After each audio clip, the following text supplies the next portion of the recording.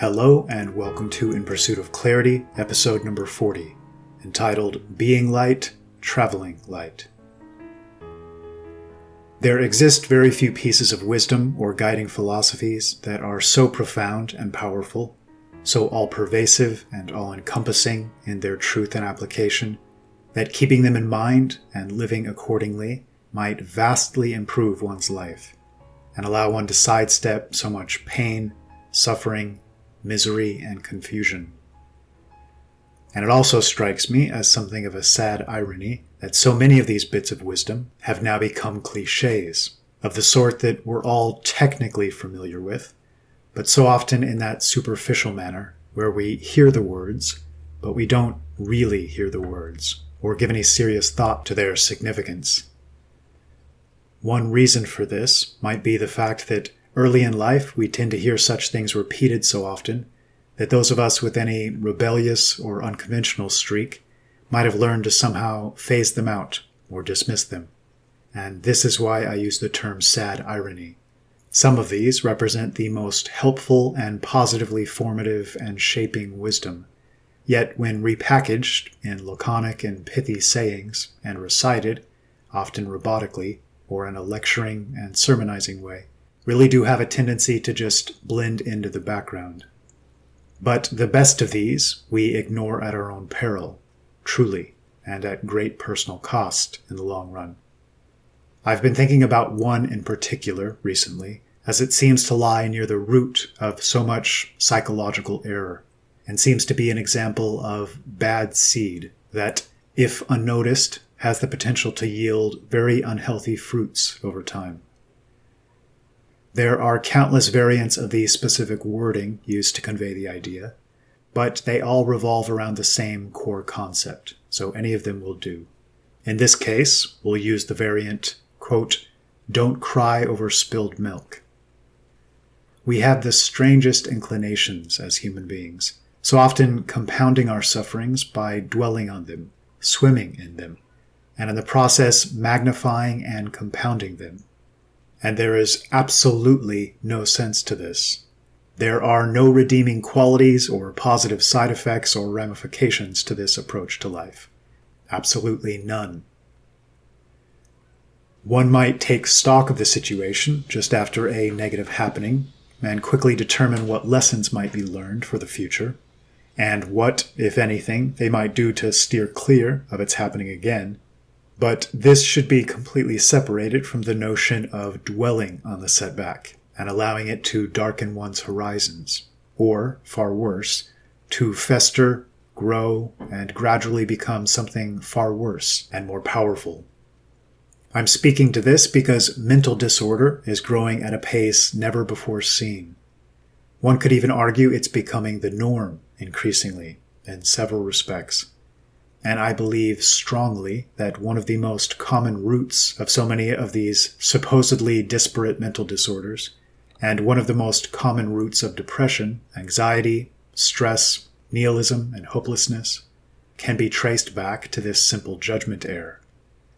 Namely, our inability to leave darkness behind, our insistence on carrying weights and baggage with us as we progress through life.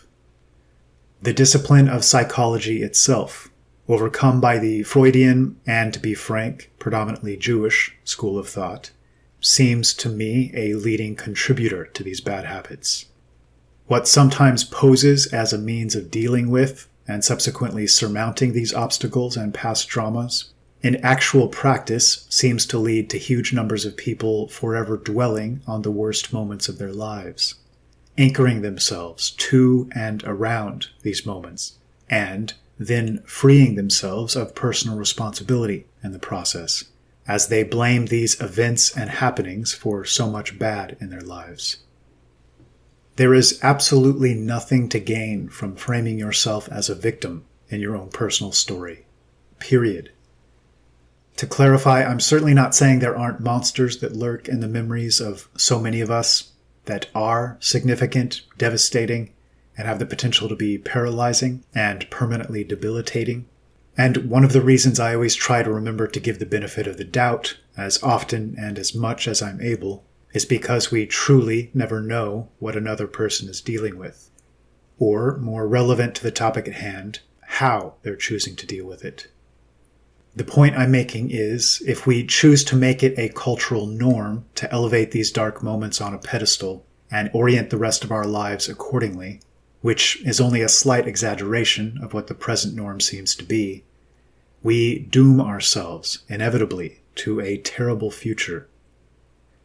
And not just ourselves, but in many cases our friends and family, to a significant degree. Because to the extent that they love and care about us, they can't help but feel much of this weight, at least in the recesses of their subconscious. To better define the type of baggage and heaviness I'm referring to, consider the examples of the MGTOW movement among men, and the numerous feminist and far leftist movements among women. MGTOW, for those that aren't aware, stands for Men Going Their Own Way, and is a relatively small, as far as I'm aware, subset of men who've essentially sworn off the idea of taking women seriously, or even finding a loving partner in most cases. And I use this group as one example of many mindsets that might be classified under a similar umbrella. The female equivalent, in my opinion, are those radical feminist women, largely white and college indoctrinated, who so fuel the modern progressive factions. The types that have learned to see men, and especially white men, as the root of all evil, and their opposites as the root of all goodness in the world. And this is a bit of an exaggeration, but most of you listening will know full well that even this exaggeration to make the point isn't far off the mark. They're the type who tend to do all in their power to throw open our national borders and radically change our demographics and prevailing culture. Ready, and in fact eager, to dispense with so much that we've held to be most true and real throughout the millennia. College professors have taught them that those men and their governing philosophies, responsible for the creation of virtually every last powerful nation of significance throughout human history, are in reality oppressive and evil, even purposefully and willfully in many cases. I think it's fair to say that never in modern history has a scapegoat been so cleverly and efficiently created, so much hatred and animosity spurred, via some of the most offensive and stupid manipulative lies and historical mischaracterizations. But to avoid digressing, I mention these factions for this reason. Most of these women, based not only on the statistics and their self-reported beliefs, but on my own deep intuition here, are carrying forward extremely dark baggage, and a hugely significant percentage of said baggage seems to arise from a single source. In this case, their relationships with their fathers. I'm not saying there aren't plenty of exceptions here, I'm only speaking to a broad trend, and what seems to be something of a rule. To anyone that might doubt, try to test this theory. Think of those you know who most cleanly fall into this category, and think back to anything they may have said about their own fathers, and that relationship dynamic. Or, for the braver or more patient among you, try to subtly steer conversations into this territory when speaking to those of this ideological persuasion.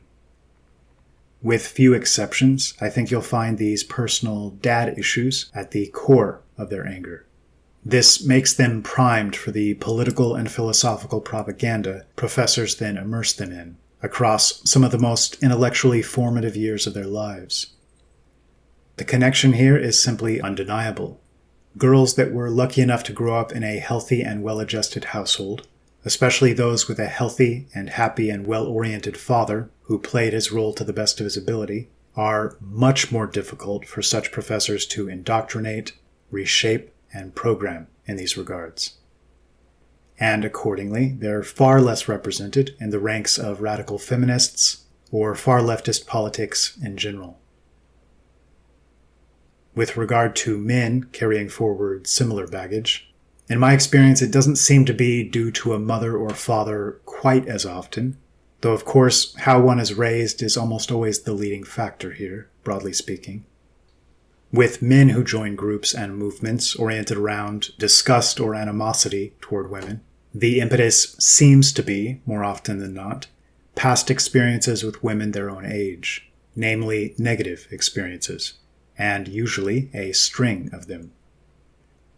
This so often becomes a self-fulfilling and self-perpetuating prophecy, because women are incredibly good at sniffing out that brand of bitterness and anger that arises from insecurity, and are innately wired to steer clear accordingly, which means the experiences of these men grow exponentially worse as a consequence, as these negative feelings become compounded and grow.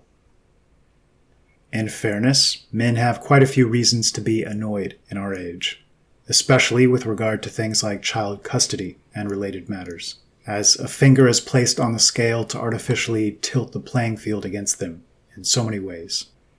The mistake they make, in my opinion, which is extremely similar to the mistake made by the short-haired, heavily tattooed woman covered in piercings, screaming about some nonsense in front of a courthouse or Capitol building, is that they create a stereotype or caricature and set it in stone, and approach the entire world from then on accordingly.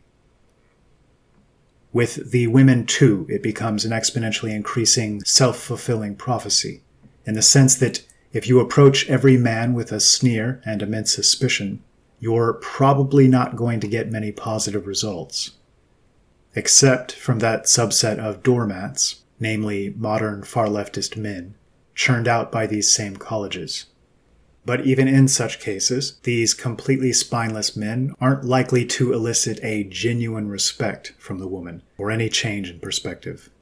They're more like non-entities, who they're willing to tolerate as long as they stay quiet and know their place.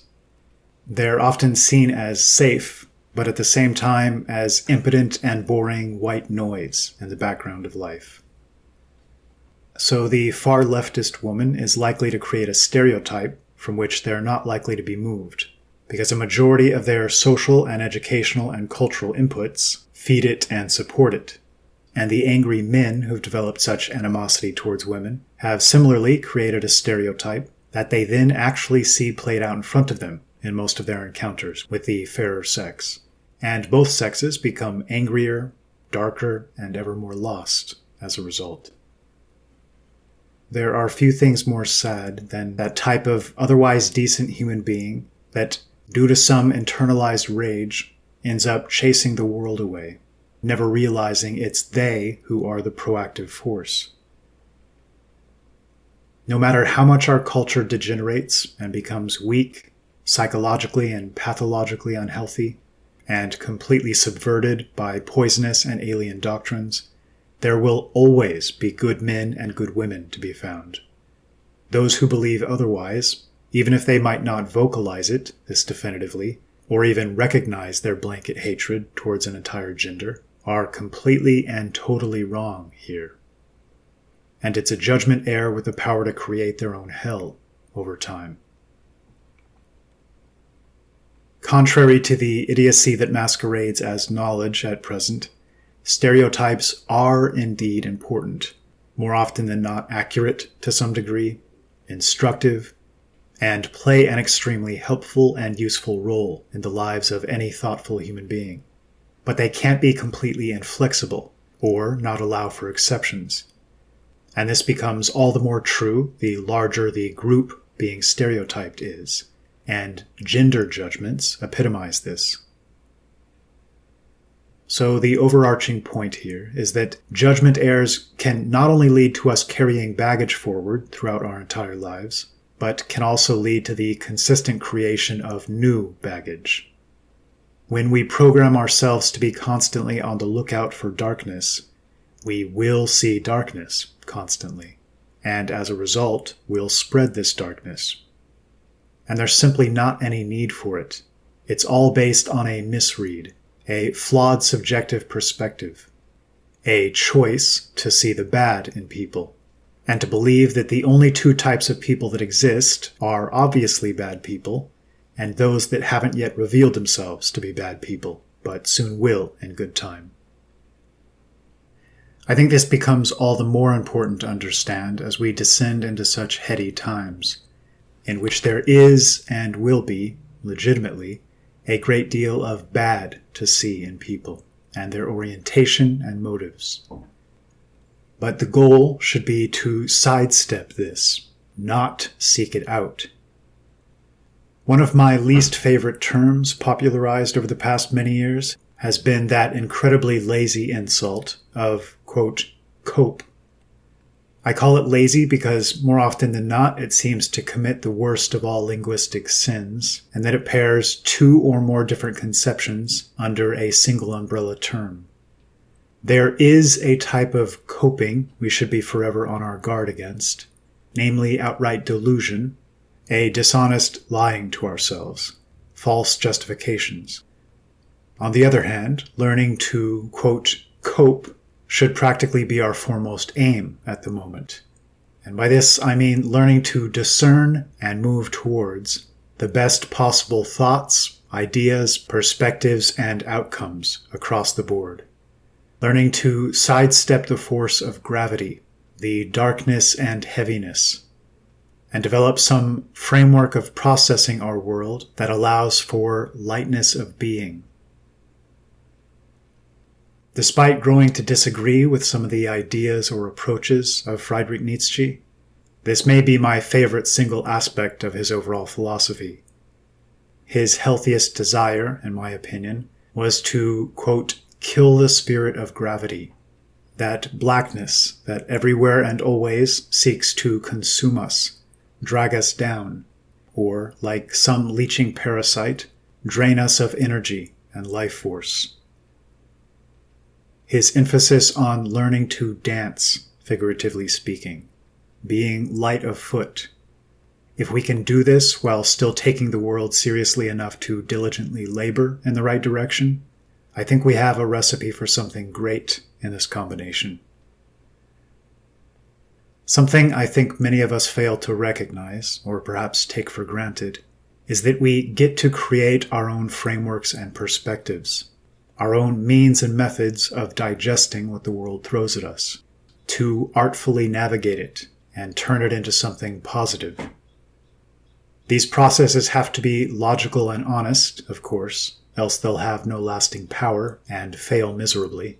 But it is possible to create such a framework, free from delusions, that allows for lightness of being, that allows us to pull the best toward us, discard the worst, and truly move forward with lessons learned, and repeat this process and make it habitual, a part of our psyche.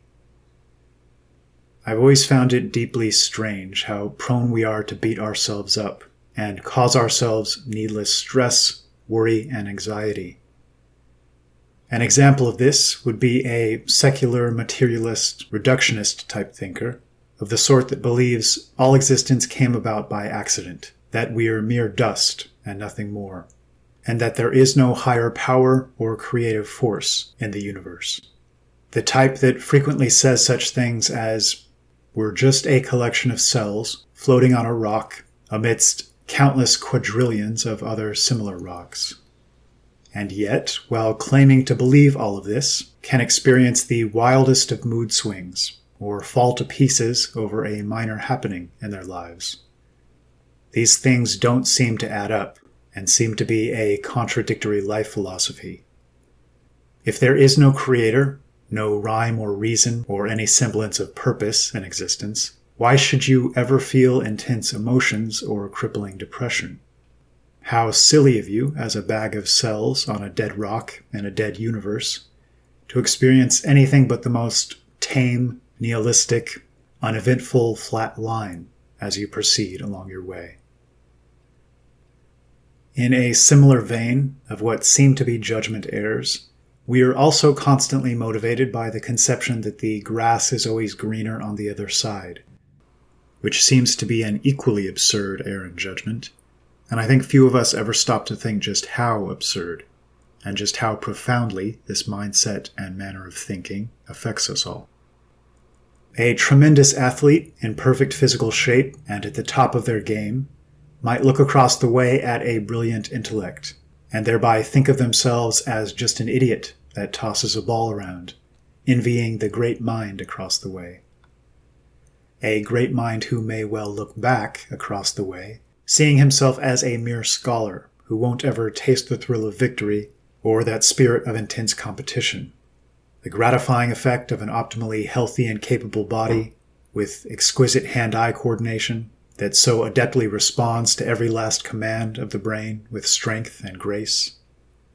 Either of these may look across the way at the man of great wealth, bemoaning that they don't have the abundance of resources that really seems to make life enjoyable, while the man of great wealth looks back at both of them with similar thoughts.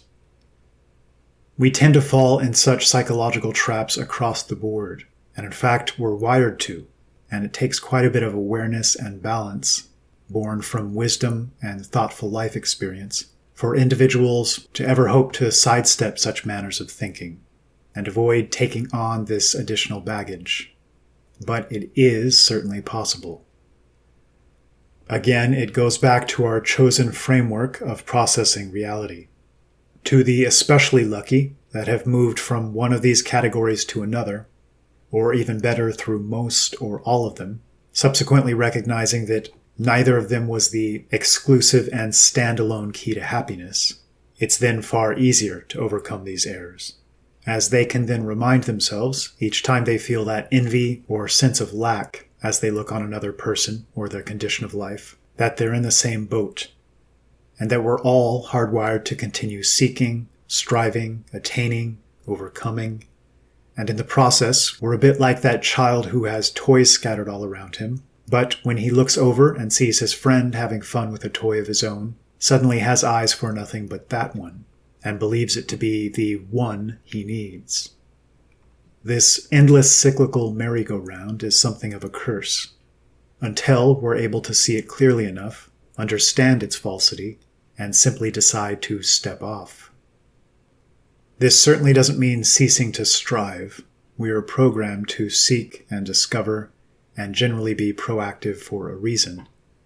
But it does mean destroying the illusion that there's any happy ending, or that any one solution will provide that end point. We are amidst and within a process of becoming, not a linear line within our short lifetimes where we attain some singular goal. The more baggage we're able to shed, the lighter we're able to travel in this life, the happier we tend to be, the swifter we're able to become something of value, or recognize the things that truly have value and are genuinely worthy of striving toward. Something I like to do to maintain balance is to shift my perspective frequently, shifting between seemingly polar opposite perspectives that in actuality are both equally valid and non-contradictory. And by perspective here, I might just as well say my level of zoomed in or zoomed out perspective. For example, when the minutiae of life, let's say political issues, or the experience of disgust and revulsion on social media or after reading some news article, I'll often try to bring to mind the broadest possible vision of all reality, of how my lifespan is equivalent to the blink of an eye in cosmic terms, of my complete confidence of a divine plan and natural order governing all at the highest level, which can only be violated very briefly before nature finds a way to right the ship and restore equilibrium. And by doing so, it's far easier to recognize how inconsequential so many of these concerns are in the broader scheme of things. And yet, on the opposite end of the spectrum, if I ever feel a lack of drive or will, or begin to question whether any of this minutia, or anything at all, truly matters much, I'll conjure to mind my personal understanding of our individual role in this divine purpose, of the incredible interconnectedness of all reality, the concept of the butterfly effect, and just how true it is that the smallest happening has the potential for resonating or reverberative effects capable of changing the shape of the world forever, often in ways completely unpredictable and far beyond the scope of our imaginings at the time, and how our every waking moment is our active participation in this interconnected matrix, of which we're all both readers and authors simultaneously.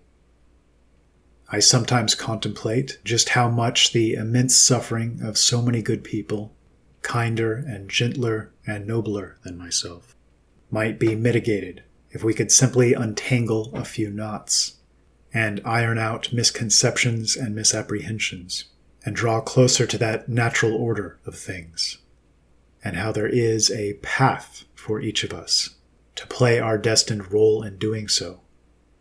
This immediately helps recall to mind my why behind doing anything at all. Employing both of these strategies may seem strange, yet both perspectives are true.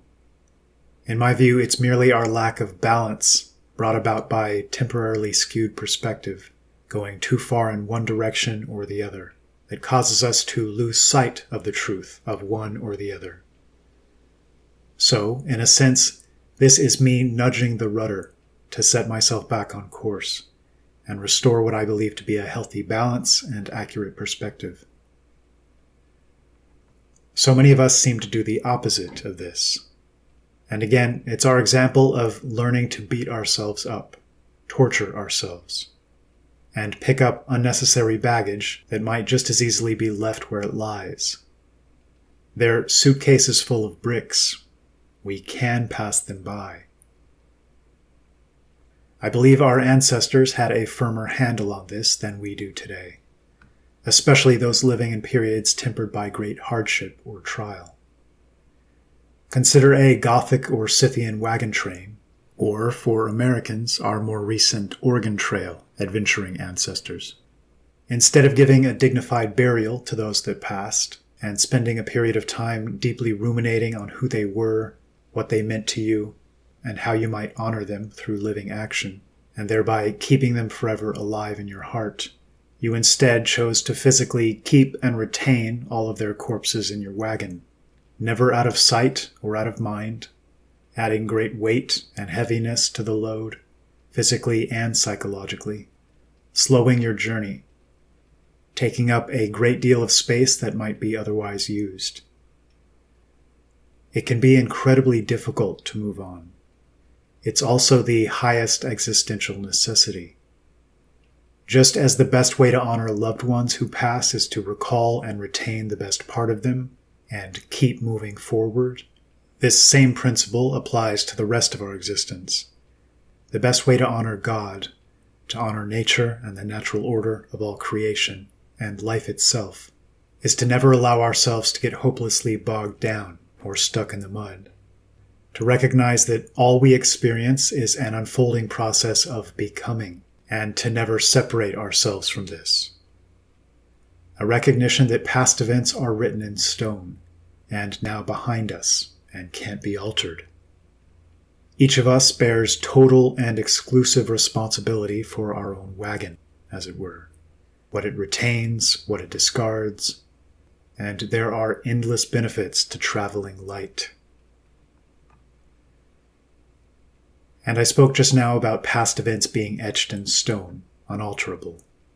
There's an important caveat here, because we're also exclusively responsible for writing our own history of events. I think we might all agree that our first aim should be to be a truthful and accurate historian, but this only slightly narrows and defines our scope. In other words, there are countless different ways to go about crafting a truthful storyline in any situation. Which of these paths we choose to take makes all the difference, and will have a shaping effect on who we are, and how we feel, and how we think and process the world. To attempt to give an example here, one might look at the epidemic of drug addiction and abuse as means of escape from our unhealthy and crumbling world, and the tens of thousands of suicides that result each year, and from here go down a rabbit hole. And, as opposed to taking stock of the forest, instead become utterly lost in the trees, or getting lost in the branches, as opposed to grasping root lessons and moving forward.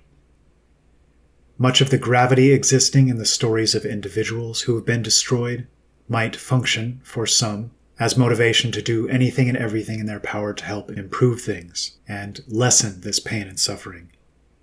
But too much of this gravity, too exclusive a focus on the most sad and brutal cases, and a person is liable to simply sink or collapse under the weight.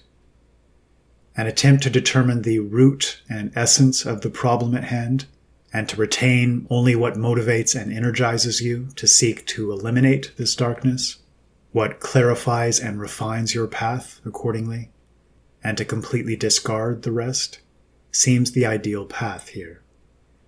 It takes conscious effort and is easier said than done, but if, at every step in life, you can train yourself to pay close attention to whether something drags you down or helps push you forward, it is possible to then begin to navigate all things accordingly.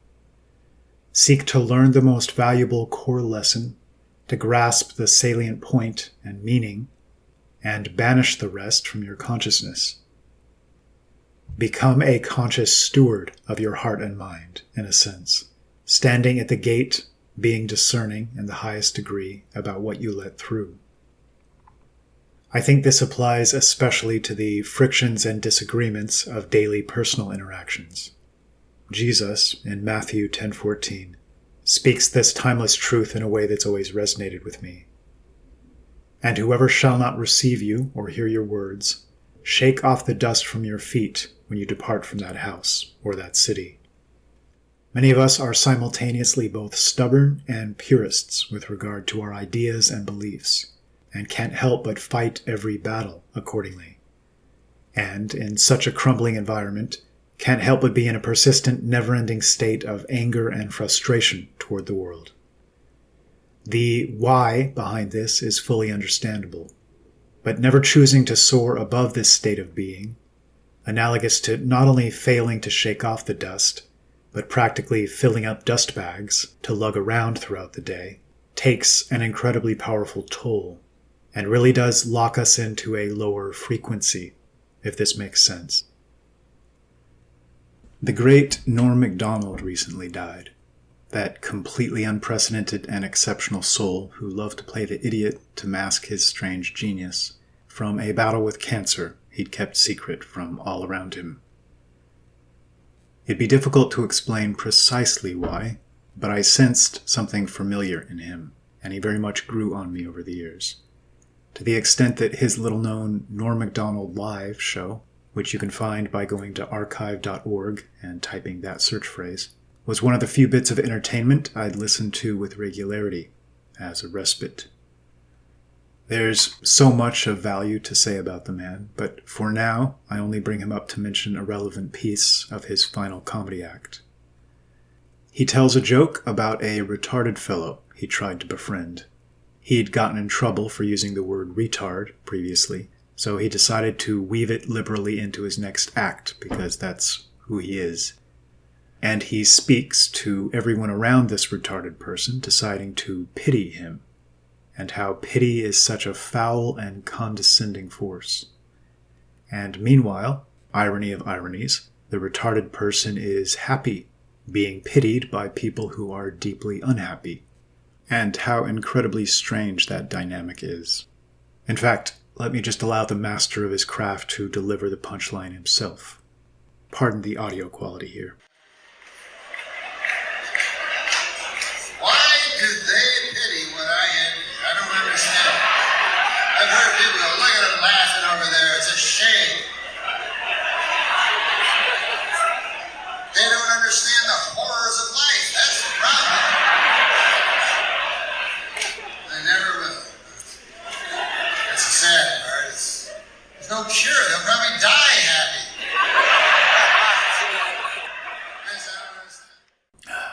I'll miss that guy. There's something real to be grasped here in the underlying premise. In a sense, perhaps we'd all do well to be a little retarded, at least when it comes to steering clear of that type of neuroses, so common to those who live exclusively in their heads. We like to think of children being filled with awe and wonder toward the universe as a result of their being less informed or educated, less aware of things as they really are. But there's something beautiful, pure, and natural in this state of wonder, even something fundamentally more accurate and correct than the approach of the jaded individual who's dead inside because he's become incapable of even perceiving the magic so permeating all existence.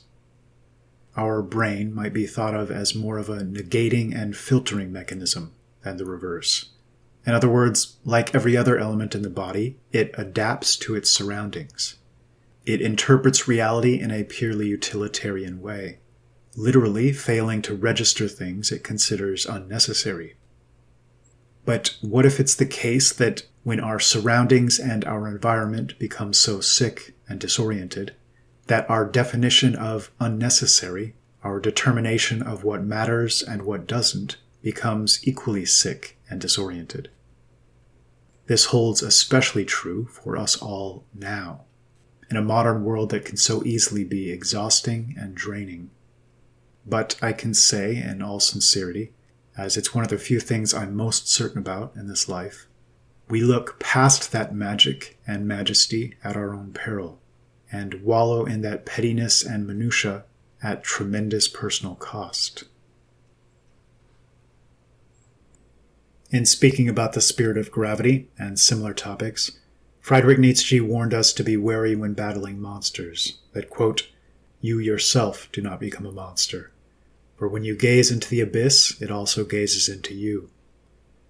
Mentally and spiritually unwell individuals tend to be small and petty because they're essentially being driven to and fro by their unrecognized personal demons, who act like horses running off in every direction, as opposed to being harnessed and controlled. They are, quote, unholy because they aren't whole, meaning they're asymmetrical in their spiritual composition, with gaping voids they're forever trying to fill, and no central wellspring from which they might find peace, lacking this limitless source of rest and energy they might draw from and orient themselves around. For those who think or feel deeply, there will often be demons banging at every gate and every door, figuratively speaking, waiting for moments of weakness, inattention, to slip through the cracks and spread darkness. But at the end of the day, as with all else, only you have the power to admit or allow that draining darkness into your psyche. Developing ways to become dense and impenetrable to all that's dark, weighty, and threatens to drag one into the mud or into the void seems to be key here, as does learning to recognize and embrace the opposite, to be expansive and welcoming with regard to all else at every turn. This is why I've spoken so often in the past about beauty, and not just aesthetic physical representations, as incredibly important as they are, but in all forms. Malformed ugliness lurks in the darkness, and in fact lives and breathes this darkness, and requires it to survive. Focusing on the light, the radiant, and the beautiful, figuratively and broadly speaking, is the only way to create high and sturdy walls here, to maintain your own personal citadel, free from dark influence, and thus forever capable of spreading its own light. I'm aware some of this may sound overly broad or vague to some, but I hope you'll understand this isn't necessarily the intent, but rather that certain things can't really be talked about in any other way.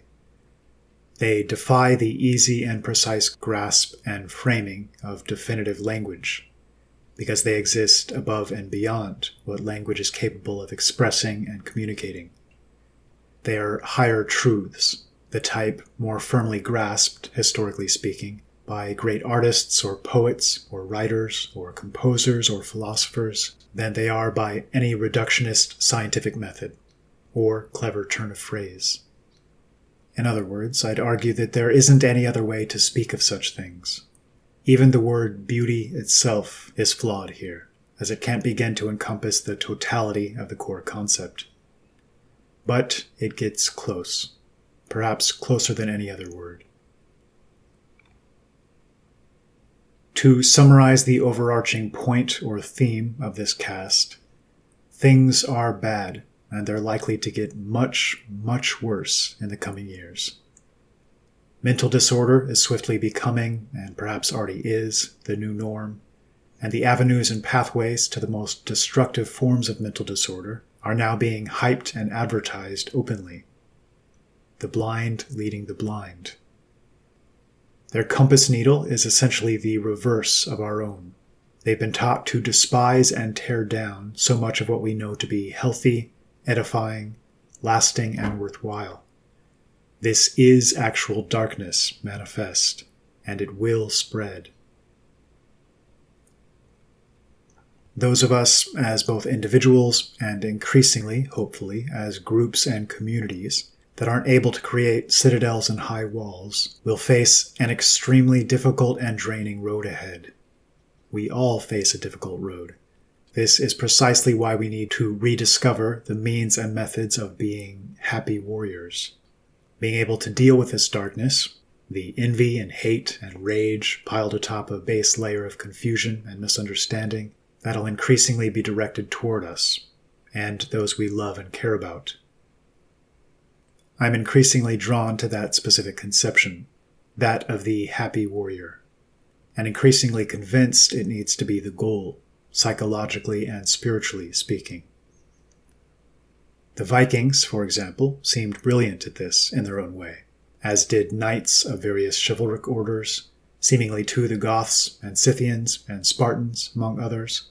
It seems they found ways to become comfortable being uncomfortable, and find their spirit and their happiness in the hero's journey, not in some happily ever after static state of happiness to be attained in this material plane, because this life will never be completely free of struggles and obstacles and battles.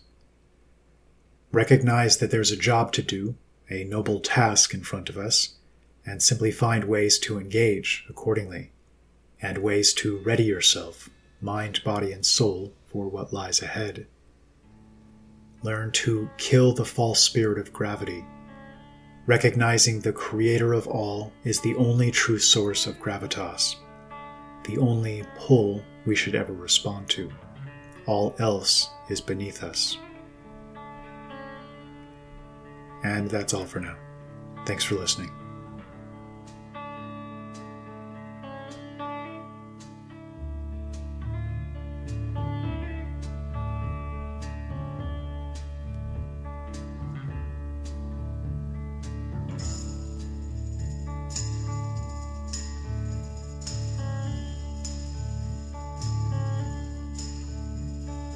This is the end, beautiful friend. This is the end, my only friend.